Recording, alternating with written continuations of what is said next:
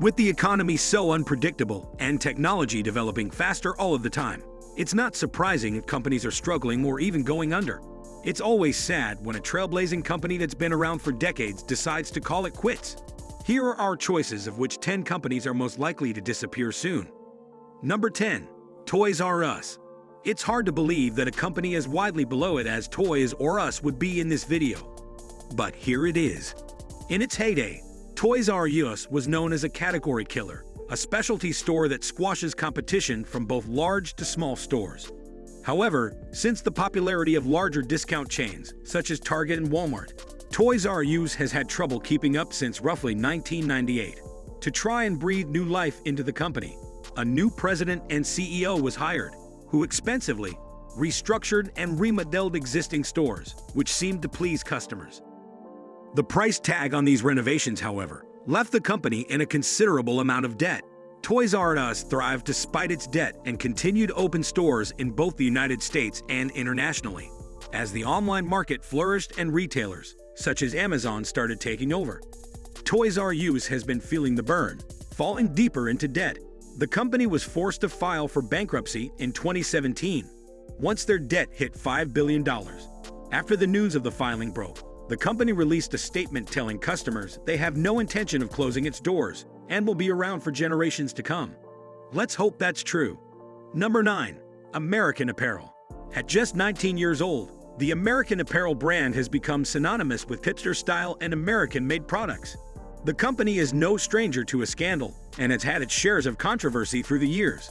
They've been hit with complaints pertaining to sexual harassment, poor labor practices, immigration issues, and racism. Many attribute the downfall of American Apparel not to these issues, however, but to focusing too heavily on hipster culture. Now that tastes have changed and youth culture has moved on, the company is left with very few repeat customers. Another reason this chain is struggling is due to online retailers taking over the entire shopping experience. American Apparel has mainly relied on visitors to their physical stores for revenue. They never planned accordingly for the switch to internet sales. These components are what led to the sale of the brand for $88 million. American Apparel was purchased by a Canadian apparel company called Gildan, who will shift its focus on wholesale. In addition to the $88 million to purchase American Apparel, Gildan will also be shelling out another $15 million to purchase American Apparel's inventory and orders. This additional purchase makes many think they will continue to distribute the same products. Whether Gildan will keep the brand intact is yet to be determined. Number 8. Virgin America. Virgin America was acquired by Alaska Airlines in 2017, and there was a big question mark for a while as to what Alaska Airlines would do with the Virgin brand. Alaska has announced that the acquired Virgin America flights will all fly under the Alaska Airlines logo by 2019. Alaska Airlines has said that while they understand the Virgin American brand is loved by many, they need to make the change to ensure consistency of their airline. Alaska Airlines has made some big promises to the loyal customers of Virgin America, saying they will keep the flair associated with the brand as well as some of the perks such as free entertainment, music, and lighting. The acquisition was elite for Alaska Airlines in the hopes of getting their foot in the California market. The Virgin America jets are all set to be painted with their new name in 2018. Number 7. Twitter. Twitter came on the scene in 2006 and has been a success with users who like to post short messages or tweets and interact quickly and concisely with other users in real time. In recent years, however, there has been a consistent decline in daily traffic to the site and to user interaction. Many of Twitter's problems lie with their reluctance to listen to their users when implementing changes to the site. Users have repeatedly asked for more functionality within their tweets, such as an edit button, more effective ways to block or moderate abusive comments, and a more reliable customer service experience. Twitter is still a popular place for many to speak their mind.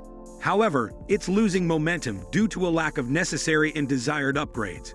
Many say the only reason Twitter still exists is because a new Twitter hasn't emerged to take its place. Speaking of social media, another app struggling to differentiate itself is Snapchat with the introduction Insta Stories on Instagram, which basically mimics the functionality of Snapchat. The filter-loving app may be in big trouble as well. Snapchat is losing their celebrity base and their followers to Instagram at an alarming rate, and ad agencies are pulling out just as quickly. Number 6. Barnes & Noble. The successful book superstore of the 80s and 90s may be no more if sales keep falling at the rate they are. Sales have been down in 17 out of the past 19 quarters, and the company is starting to feel a burn. It was bound to happen at some point. What with online retailers like Amazon selling books for less and with quicker shipping? Not to mention the fact that Amazon's Kindle is dominating the e-book market and their own Nooksy reader has flopped. The hope is that there will be a buyer for the $516 million current price tag. This would be quite a deal for any buyer. Since Barnes & Noble has hardly any debt to speak of and is still making some money, if they could partner with another company, think Amazon and Whole Foods, they may just be able to make it through the storm. Number 5. Google. When Google hit the scene, no one had ever seen anything like it. There was nothing else on the internet that gathered and organized information the way Google has done. The problem with Google is there seems to be nowhere left for the search engine to go.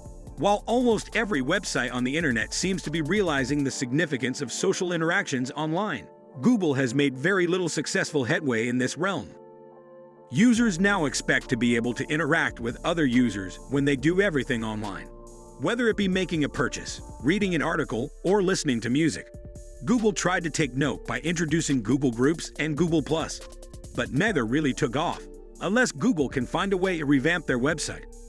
They may be beat by websites like Bing, Yahoo, or even Ecosia, which is a search engine that essentially does the same thing but takes the revenue it collects from ads and uses it to plant trees. But they're not nearly the biggest threat to Google's dominance on the issue. Google's executive chairman, Eric Schmidt, said, "Many people think our main competition is Bing or Yahoo, but really our biggest search competitor is Amazon. This is because both companies predominantly compete in product searches, so even though it may seem unlikely now, Google itself isn't quite as indestructible as you may think." Number 4. Time Warner Cable. Internet-based streaming for movies and television has left many cable companies with very few options. One of those companies is Time Warner Cable, unable to compete with the immediate gratification of Netflix or Hulu. Time Warner Cable has started the dreaded shuffle to try and save face with years of being notoriously known for terrible customer service and tech support. Time Warner Cable had the highest amount of customer complaints in 2015. According to consumer polls, all wasn't lost for the company though. Despite their poor customer reviews, Time Warner kept subscribing new customers to their cable TV service. In 2016, they merged with Charter Communications, and its name has officially been changed to Spectrum. With this change, Charter hopes to invest a lot of money to improve the customer experience and help Spectrum survive. However, it's only a matter of time before the name Time Warner Cable is forgotten altogether. Number 3. Kmart. In the last decade, Kmart has closed 1/3 of its locations. The once booming chain, which reached peak profitability in 1992, has slowly but surely been in a downward spiral ever.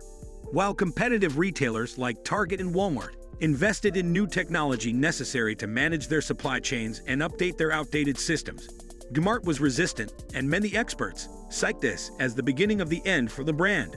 By not putting money into improving their brand image and store functionality, it seems Kmart has been spinning its wheels, trying to find the right balance of brand consistency and better sales. In 2002, things came to a head when the company filed for Chapter 11 bankruptcy due to their lack of sales and climbing debt. A scandal ensued when the chairman, Charles Kennelly, and President Mark Schwartz were both accused of lying to shareholders about profits, while pocketing millions of the company's money to purchase things like airplanes. After the scandal was over and Kennelly and Schwartz stepped down, Kmart was forced to close roughly 300 stores, hoping to rise from the ashes. The company laid plans to reinvent itself with a new logo, new store layout, and products. Shortly thereafter, Kmart merged with Sears, and the two brands began mixing together by offering Sears hardware and home collections in Kmart locations, in the hopes of re-establishing itself in a new way. The momentum hasn't lasted for long, and Kmart stores have been hit hard year after year, especially during the holidays. The company still struggles to stay afloat and has consistently had to close stores by the hundreds each year. Number 2. Sears. And just as with Kmart, Sears department stores will be closing more locations before the year is out. In the early 1990s, Sears was blindsided by the success and popularity of Walmart, which became its greatest competitor. Sears consistently released statements denying that Walmart was any real threat to the brand. It was this denial that would be the first nail in the company's coffin. As Walmart began beating Sears in sales month after month, Sears has never recovered from that blow and has since had to contend with retailers like Target and Amazon as well. Business analysts have noted that if Sears had taken the threat of Walmart seriously in the early 90s, they would have been able to come out on top. In recent years, Sears has been trying to stay afloat by cutting $1 billion in cost by selling stores, letting employees go and selling their brands. Even these actions can't get this company back on track. As of November 2017, there are only 680 Sears stores left in the United States, and that number is quickly diminishing. Before I reveal the most outrageous example in this list, I'd like to remind you to subscribe to the channel. We upload amazing fact-filled videos every day, so don't miss out on learning some amazing new information. Also hit that bell icon for notifications on more amazing fact-filled videos. Number 1. YouTube. Being able to view and access information freely on the internet seems like a simple expectation. When it comes to the issue of net neutrality, it's not as simple as you may think. Basically, net neutrality is our right to say, watch, write, and communicate freely on the internet. An end to net neutrality would mean an end to free speech online. Without it, cable and phone companies would have the ability to block or censor what we look at on the web. An end to net neutrality would allow internet service providers to treat internet data how they like, and hence, they could slow down or entirely block your favorite websites. Websites like YouTube could disappear in an instant, and that reality is very possible. The Federal Communications Commission, or FCC, will be voting on a proposal to move forward with a plan to get rid of net neutrality on December 14th. If this proposal gets voted in, there are so many repercussions.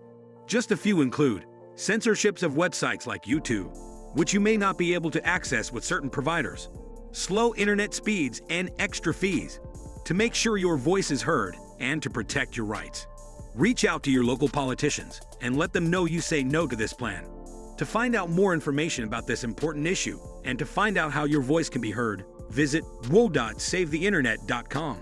Which company would you be sad to see go? What are your thoughts on the net neutrality issue, and how will you take a stand? Let me know in the comments below. Thanks for watching.